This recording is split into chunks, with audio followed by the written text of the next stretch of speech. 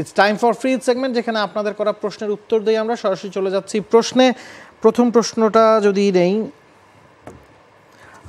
রায়হান ইকবাল তামিম বলছেন বোলিংয়ে বাংলাদেশ ভারত সমানে সমান, কিন্তু বাংলাদেশের চেয়ে ভারতের ব্যাটিং অনেক এগিয়ে, এটাই কি ম্যাচের রেজাল্ট গড়ে দিচ্ছে কিনা?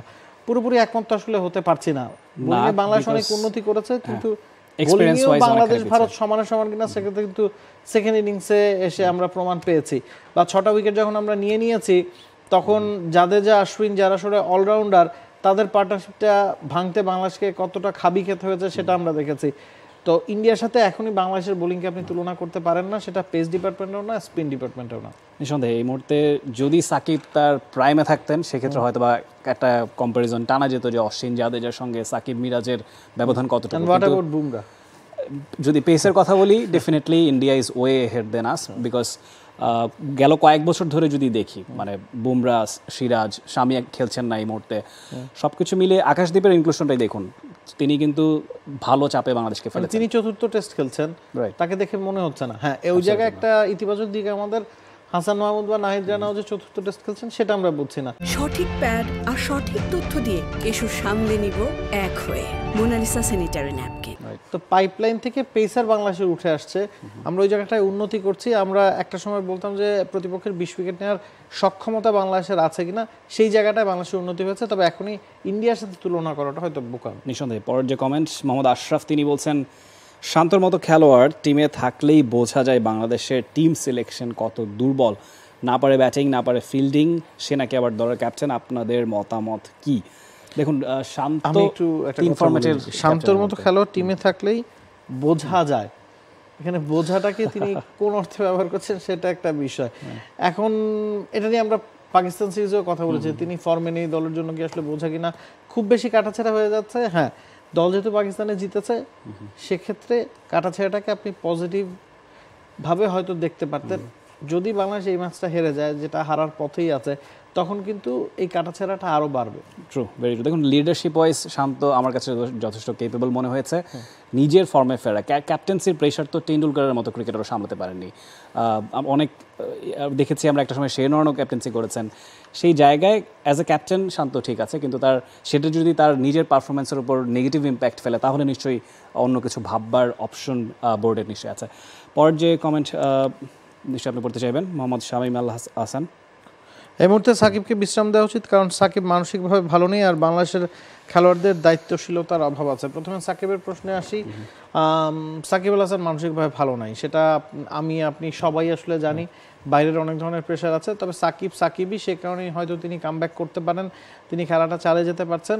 তবে প্রেশার আর ফিজিক্যালি পুরোপুরি ফিট না থাকার মধ্যে পার্থক্য আছে।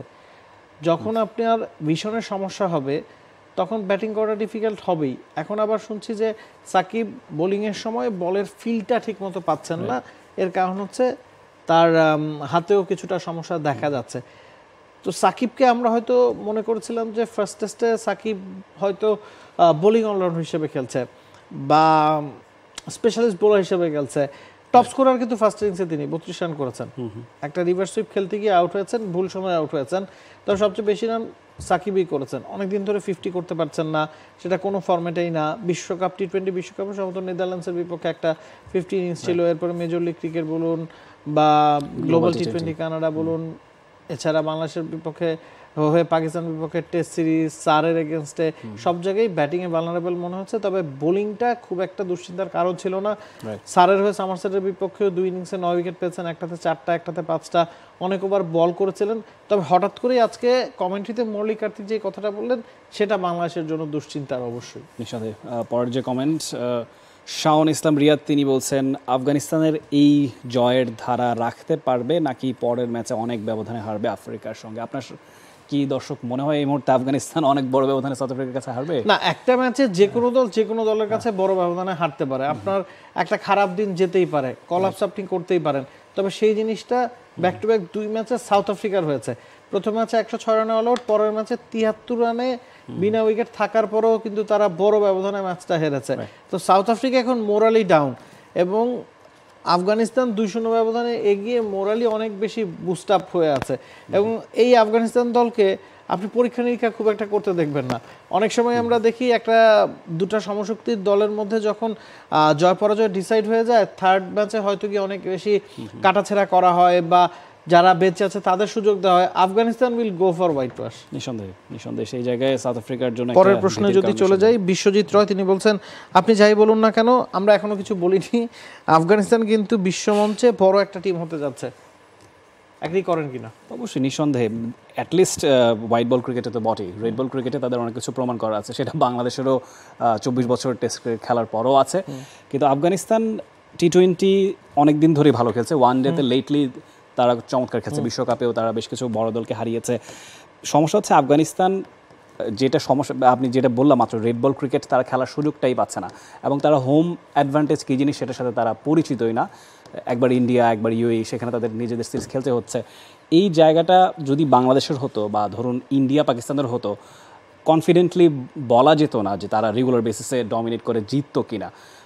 তাদের জন্য সব সিরিজে ওভারসিজ, এই জায়গাটা যদি পরিবর্তন আনা যেত তাহলে হয়তো আফগানিস্তান কতখানি ভয়ঙ্কর হয়ে উঠতো সেটা কল্পনাতীত। আসলে সেটার উত্তর হয়তো আমরা সমসাময়িক ভবিষ্যতেও পাবো না, কারণ আফগানিস্তানে খুব তাড়াতাড়ি হয়তো কোনো খেলা হতে যাচ্ছে না। তবে হ্যাঁ, রাফির সাথে আমি পুরোপুরি একমত, টেস্ট ক্রিকেটে তাদের উন্নতির অনেক জায়গা আছে, এবং টেস্ট ক্রিকেটে তারা ওয়ানডে টি-20 যারা খেলছেন তাদেরকে খুব একটা নিচ্ছেও না, নতুনভাবে টেস্ট ক্রিকেটটাকে তারা সাজানোর চেষ্টা করছে। হাসমাতুল্লাহ শহীদের ক্যাপ্টেন্সি একেবারে to the point, on spot মনে হচ্ছে, এবং এই দলটার ইমপ্রুভমেন্টের মূল কারণ হচ্ছে তারা এখন শুধু স্পিন ডিপার্টমেন্ট না, পেস ডিপার্টমেন্টও যথেষ্ট শক্তিশালী।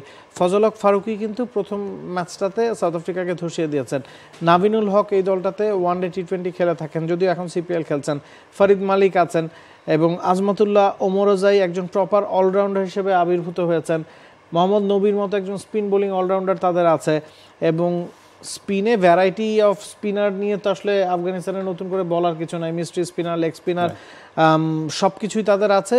এবং ব্যাটিংয়ে রহমানুল্লাহ গুরবাজ এই দলটার খোলনলচে অনেকখানি পাল্টে দিয়েছেন। ইব্রাহিম জাদরান, রহমানুল্লাহ গুরবাজ এই দুই ওপেনারের উপর আফগানিস্তান দলটা খুব বেশি নির্ভরশীল। ইব্রাহিম জাদরানের অভাব এখনও তারা বোধ করছে না।